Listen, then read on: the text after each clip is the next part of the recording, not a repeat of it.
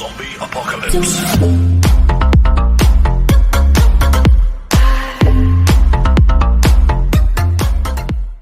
산에서 딴 놈이랑 더러운 스킨십 하던 아내. 난 사직과 영상마저 찍었지만 뻔뻔하게 부인한 두 놈들.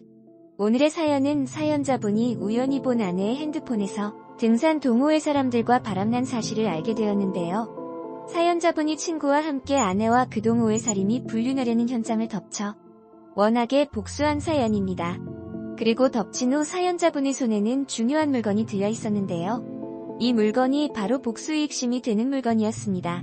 과연 이 사건의 전말이 무엇인지 사연 시작하겠습니다. 안녕하세요. 저는 서울에 살고 있는 50대 남성입니다. 본래 서울에 있는 회사 본사에서 근무를 하고 있었다가 정부 지원 어근 명목 비슷하게 회사가 지방으로 내려가게 되어서 현재는 지방에서 근무를 하고 있습니다. 회사에 내려간 지 4년 정도 되어서 자연스럽게 아내와 주말 부부로 지내게 되었지요. 아들 1명, 딸 1명이 있는데 아들 한 놈은 군대에 가 있고 딸은 외고를 졸업해서 외국으로 화학 관련한 과가 있는 대학교로 진학을 하였습니다. 그래서 지금은 아내와 저만 지내는 거와 마찬가지입니다. 제가 멀리 떨어져 있는 관계로 금요일 퇴근하고 서울집으로 가고 있습니다. 주말 부부죠. 아내는 피아노 학원을 운영 중입니다. 학교에서 시간 강사로 활동하다가 피아노 학원을 내고 밑에 선생님들을 두고 운영하고 있죠. 다 맞벌이고 어느 정도 자리를 잡은 상태라 부족하지는 않게 살고 있습니다. 사이도 뭐 그렇게 다정다감하지는 않아도 제거 주말마다 올라가면은 아내는 저한테 건강식이며 뭐며 좋은 음식 많이 챙겨주고 사이가 나쁘지는 않습니다. 그렇게 매주 주말마다 제가 올라갔었는데 최근 회사에서 큰 거래처와 일을 처리하는 게 있어서 늦게까지 일을 하고 퇴근하고서도 일을 하니 피곤해서 주말에 올라가지를 못했습니다. 그렇게 한두 달쯤 어느 정도 일이 마무라되고 주말에 올라간다고 아내에게 말하고 집에 갔습니다. 이때 제가 아내의 이상한 낌새를 눈치챈 거죠. 금요일 날 밤에 집에 도착하고 아내와 함께 막걸리 집에 가서 취할 정도로 한잔했습니다. 그렇게 아내와 즐거운 시간을 보내고 집에 가서 씻고 잠에 들려고 했는데 도통 잠이 안 오는 겁니다. 아내 먼저 재우고 제가 침대에 누워서 책을 읽는데 자꾸 아내 쪽 핸드폰에서 빛이 나는 겁니다. 책 읽는데 자꾸 시선이 아내 핸드폰 쪽으로 가서 핸드폰을 엎어두려고 하는데 메시지가 수백 통이 와 있는 겁니다. 네이버 밴드라는 곳에서 온 메시지더라고요. 카톡은 아니었고요. 방 제목이나 말하는 거 보니까 등산 동호회인 것 같아서 그려려니 했습니다. 대화하는 이야기도 주말에 어떤 산에서 몇 시까지 모이고 물어먹을지 투표하고 이런 거더라고요. 그 방 안에는 몇십 명이 있었고요. 근데 그 마트에 있는 채팅창이 이상하더라고요. 한 명과 대화 중인 채팅창 그리고 아내를 포함한 4명이 있는 채팅창 이렇게 2개가 있는데 4명이 있는 채팅창 방 제목은 서랍번개고 한 명이 있는 채팅창 방 제목은 그냥 하트 이모티콘 하나였습니다. 다 들어가서 확인하니 4명이 있는 채팅방에는 저번에 간 동해 바다 쪽 횟집회가 이술이다.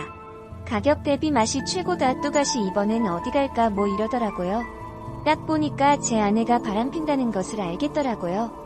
동해바다 이야기는 아내가 저 몰래 바다로 여행 간 거라는 것도 알겠고요. 한 명 있는 채팅방을 들어가 보니 이번 주말에 2차 논해방 끝나고 우리끼리 텔 가서 놀자고 확인하면 툭 지우고 이런 메시지가 와 있더라고요. 너무 기가 막혀가지고 그동안 메시지 주고 받은 것은 또 지웠는지 그렇게 많은 양의 메시지가 있지도 않더라고요. 자는 아내를 깨워서 당장이라도 깽판 치고 싶었지만 일단 한숨 고르고 어떻게 해야 할지 생각을 했습니다. 이런 비슷한 일로 이혼까지 한 초중고 동창 제일 친한 친구에게 전화했습니다. 어떻게 해야 할지 모르겠다고 정말 너무 큰 배신감 때문에 어찌할지를 모르겠고요. 다행히 친구는 자고 있지 않았고 제 전화를 받아서 이야기를 해줬습니다. 큰 돈을 받지는 못한다. 그리고 너가 살아온 세월 때문에 더더욱 큰 금액을 얻으려고 이혼 소송을 하는 건 소용이 없다고 하더라고요. 정말스러워서 한켠에서 친구의 목소리 들으면 꺼옥꺼옥 숨죽이며 울었습니다. 근데 친구가 약해지지 말고 소송은 소송대로 하고 아주 그놈들의 현장을 덮쳐버려서 망신을 줘야 한다고 하더라고요. 당장 다음 만남이 언제냐고 저한테 묻더라고요. 저는 이번 주말에 이응하산에 있는 것 같다고 하니 본인이랑 같이 가서 그 현장을 덮치자고 하더라고요. 아주 개망신을 주고 그 남자놈 집안에도 다 알려야 한다고 말하고요. 본인이 제일 후회되는 게 상처받아서 질질 울고 아무런 복수도 못하고 당하기만 하고 이유는 이혼대로 하고 소송 과정에서 상처만 받은 게 그렇게 후회가 된다고 하더라고요. 그 이야기를 들은 저는 알겠다고 했습니다. 저 혼자 이 상황을 해결하려고 하면 아무것도 못했을 겁니다. 비슷한 일을 먼저 겪은 친구가 있어서 천만다행이라고 생각했죠. 주말 오전에 저희 부부 다 각자 볼일 보고 쉬느라 터치를 안 합니다. 오후 밥 먹을 때만 같이 만나서 이것저것 하는 시간이 시작되는 거죠. 그래서 주말이 된 저는 오전 일찍 친구 만나야 한다고 아내한테 말하고 집에 나왔습니다. 친구 만난다고 하니 본인도 오늘 모임 있다고 일찍 나갔다가 늦게 들어오니 저한테 친구랑 저녁까지 먹고 오라고 하더라고요. 안 봐도 비디오죠. 저한테 모임 있다고 거짓말하고 그 등산 동호회에서 만난 남자와 함께 모 숙소에 가서 그 짓을 할 게 뻔하지 않습니까? 끓어오르는 화를 친구와 만나서 친구 차를 타고 그 산을 향해 갔습니다. 차에 타니까 친구가 등산복을 쫙 다 갖춰 입고 모자도 푹 눌러 쓰고 선글라스에 수건 같은 걸로 입이랑 목을 다 가렸더라고요.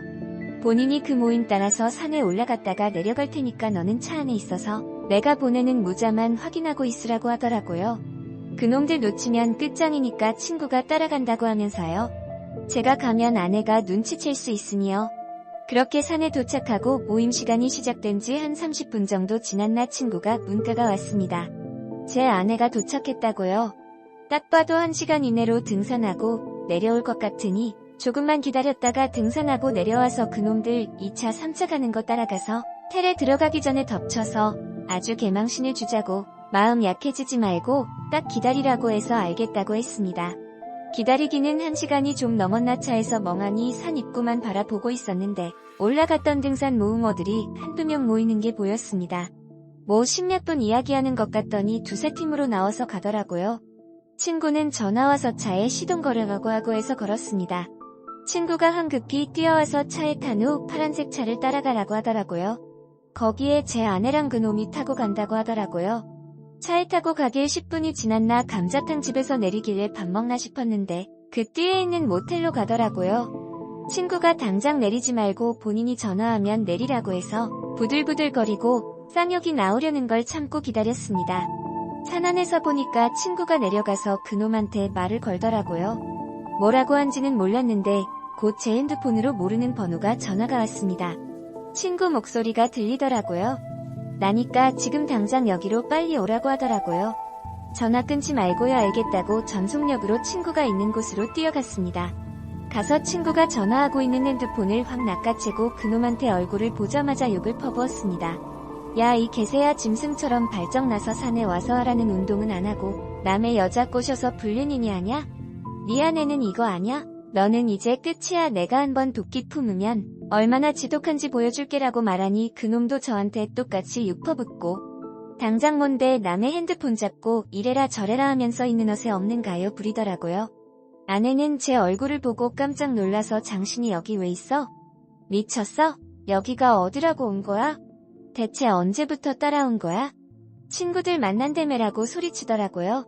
내가 너 불륜 저지르는 거 모를 줄 알았니? 내가 주말에만 집에 오고 해서 나 없는 동안 아주 너 동해 바다로 여행도 갔더라. 내가 지금 니네 두 놈들 패주려는 거 옆에 친구도 있고 차만이랑 산 세월을 생각해서 마지막으로 참는 거야. 지금 잘못한 게 누군데 큰소리야 라고 하니 아내는 제가 동해 바다 간 것도 안다는 사실을 말하니 변명할 여지도 없어 보였는지 입만 벌리고 벙쪄서 그 남자한테 미안하다고 말하며 저를 끌고 가려고 하더군요. 끝까지 그놈이 제 앞에서 미안한 기색 하나 없이 당당히 혼자 욕하고 있는 모습을 보니 고삐가 풀려버렸습니다. 제가 그놈 얼굴에 주먹을 꽂아 내렸고 그놈도 얼굴에 주먹을 꽂더라고요. 큰 싸움으로 번질 것 같았던 친구놈은 절 안간힘으로 맞고 제 아내는 그놈한테 달라붙어서 그놈 허리를 잡고 뒤에서 주저앉듯이 끌어내더라고요. 그렇게 친구놈의 만리로 끌려가다시피 친구 차에서 탔고 그놈도 아내가 울고불고 제발 그만하라고 다 본인 잘못이라고 가자고 제발 가자고 하며 그놈을 달래며 가더라고요. 참 나한테 오는 게 아니라 그놈한테 달라붙는 모습이 참 아주 뭐 같았네요. 제 친구가 차에 타서 진정하고 그놈 핸드폰 가지고 있지? 라고 묻더라고요. 그놈과 말싸움을 벌이느라 핸드폰이 존재를 까먹었던 저는 모르겠다고 어떻게 한지 모르겠다고 하니까 친구가 깜짝 놀라면서 그걸 모르면 어떻게 하냐고 저한테 화를 내더라고요. 일부러 그놈 핸드폰 가져오려고 친구가 핸드폰 잃어버렸다고 거짓말치고 그놈 핸드폰을 빌려서 저한테 전화한 거라고 힘나다. 허겁지겁 친구가 밖에 나가서 두리번 거리더니 바닥에서 다행히 핸드폰을 부어오더라고요. 아마도 그놈과 몸다툼을 할 때 떨어진 모양입니다. 그놈도 정신이 없어서 핸드폰 챙길 생각을 못한 것 같더라고. 친구가 산에 올라가면서 제 아내와 그놈이 서로 밀어주고 당겨주고 등등 스킨십하는 사진을 뒤에서 찍었다고 합니다. 그 사진을 보내줄 테니 제가 아내의 핸드폰에서 본 불륜 사실을 싹 다 적어서 그놈 핸드폰 카카오톡 단톡에 다 뿌리고 그놈 전화번호부에 가족들 찾아서 보내라고 하더라고요. 그래야지 그놈한테 진짜 복수를 하는 거라고요. 저는 진짜 순간 친구가 천재인 줄 알았습니다. 순둥했던 이런 면이 있을 줄은 몰랐네요.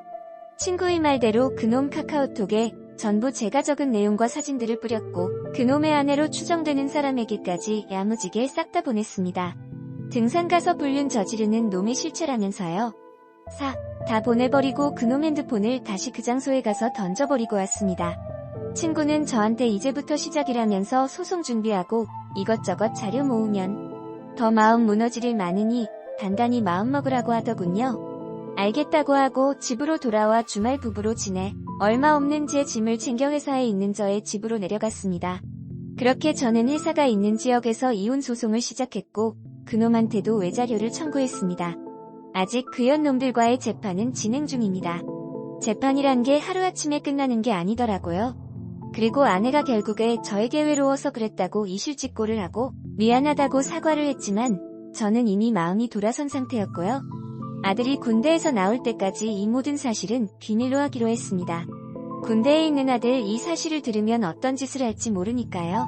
딸에게는 한국에 오면 제가 말하겠다고 하고 아내에게 말해놨습니다. 아내가 울고불고 미안하다고 빌었지만 저는 이 소송을 끝까지 할 계획입니다. 정말 동호회에서 불륜 많이 일어난다고 듣기만 했지 실제로 저한테 일어날 줄은 상상도 못했네요.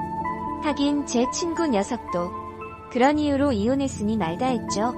참 힘들지만 아이들 생각하고 도와준 친구 생각해서라고 힘내볼 생각입니다.